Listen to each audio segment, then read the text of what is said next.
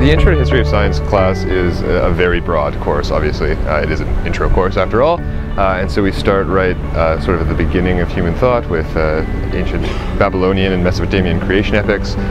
So really the beginnings of how humans thought about the environment and the world around them and their relationship to it.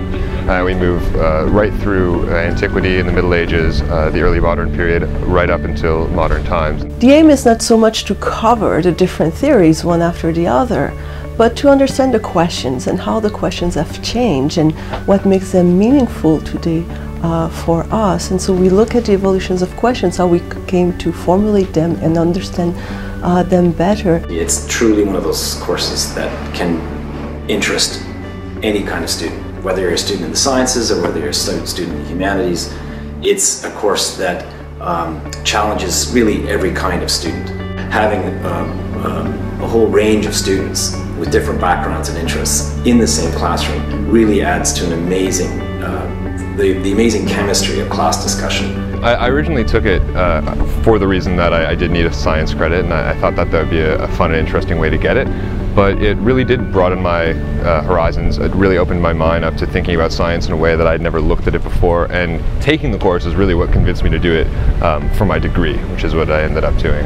And I mean, I really fell in love with a lot of the questions that we were asking, and especially how at the beginning of the class there was all this uncertainty about what the world was, and it was so confusing to the ancients. And then at the end of the class, with things like quantum mechanics or even some of the biology stuff that we were looking at, those questions arise again. You know, who are we? What is the nature of objectivity? How objective can science be? The history of science as a program, and in particular this course, the Introduction to the History of Science, gives an amazing opportunity to look at that long history of questioning about ourselves and about nature and about human nature from the long perspective. It helps us understand that science is an intimately human creation, and that it depends upon all the best that we have in us as thoughtful, creative people, as inquisitive people.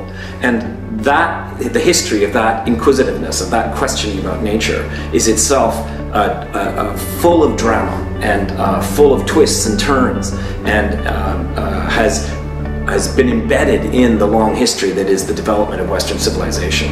Understanding something about that makes science itself more interesting, because it places it in the context of a broader story, which is the exciting one of the human attempt to understand what's going on in the world.